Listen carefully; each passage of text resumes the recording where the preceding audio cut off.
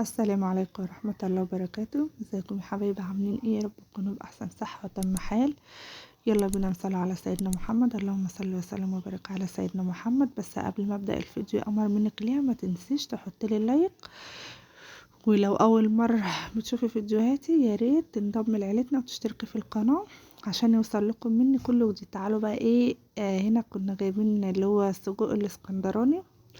قلت ايه اما اعمله معاكم. هو بص سهل وبسيط جدا، وممكن تحطي فيه اضافات عشان تزودي الايه الكميه عندك.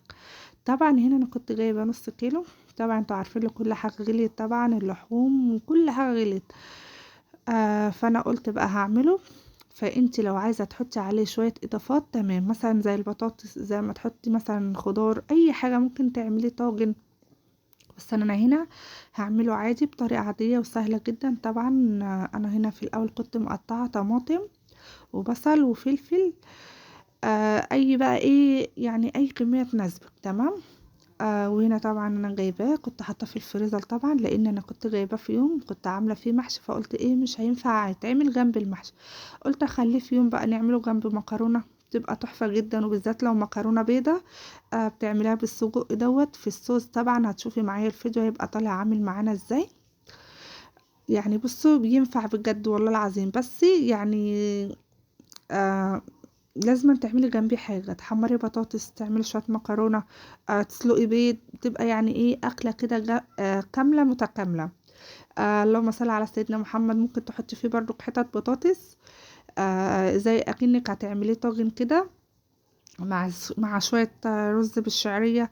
اهو يوم ويعدي باكله وخلاص. يعني ايه بصي بقى ابداعي، يعني انا اديتك الفكره وانت شوفي بقى تنفذي عليها ايه اي وصفه انت بتحبيها.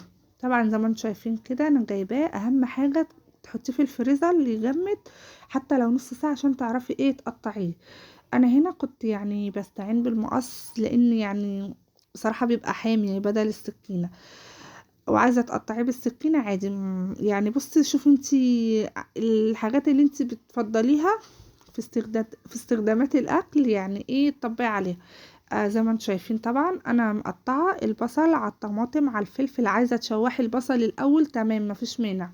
عايزه تحطي زي ما انا عملت كده والله العظيم بيديكي تست عالي خالص، وبيخلي السجق بصوا في حته تانية. طبعا ما تقفريش في الملح ولا التوابل، لانه هو بيبقى جاي متملح ومتبل حاجات بسيطه. بس انتي برضك ايه يعني خلي الملح ده حاجه بسيطه. اللهم صل على سيدنا محمد. بصوا في ثواني تعمليه وانت واقفه كده، يعني 5 دقايق كده تطلعيه من الفريزر. وممكن تحطيه متقطع وتحطيه في اطباق او علب في الفريزر تسهلي على نفسك. يعني الناس اللي بتشتغل، اللي تبقى رايحه مشوار، اللي جالها ضيف على فجأة، تخرجي كده على طول حاجتك تطبقيها وانت واقفه. طبعا انا كنت مقطعه معاكم زي ما انتم شايفين كده. بحط بقى الملح حاجات بسيطه جدا، التوابل رشه بسيطه زي ما انتم شايفين. وقلبي بقى. عايزه تاكلي بعيش يا ست الكل كلي. عايزه تحمري بطاطس وتعملي شويه مكرونه كده بصلصه تمام، تعملي مكرونه بيضه تمام. انا يعني تعملي طاجن بالمكرونه، يعني زي اللحمه كده وزي الكبده، بيبقى طعمه والله العظيم تحفه تحفه تحفه. يعني بصوا بتبقى حاجه كده وهم. فزي ما انتم شايفين كده بقلب. ما بص ما بيقعدش اكتر من 10 دقايق على النار.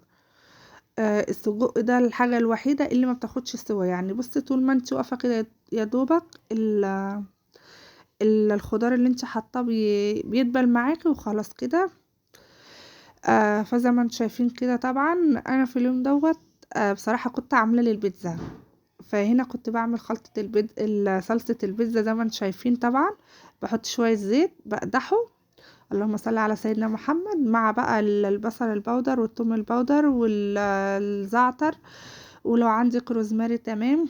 بيبقى ايه تحفه والله العظيم. وهنا طبعا كنت خلصت خلاص بقى ما فيش الا المواعين.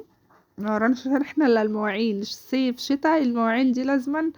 بصي خلصي كده وانتي واقفه في قلب المطبخ عقبال ما الحاجه بتستوي وتتسبك ومش عارفه ايه، تكوني انتي مظبطه الدنيا عندك، مروقه المطبخ، مهيئه الجو عندك عشان ايه تقعدي تاكلي بقى ايه وتنسي نفسك. طبعا بصوا هنا الصوص زي ما بقول لكم. هنا لو عملتي مكرونه بيضه بتاخدي بقى من ده على ده بتبقى تحفه والله العظيم.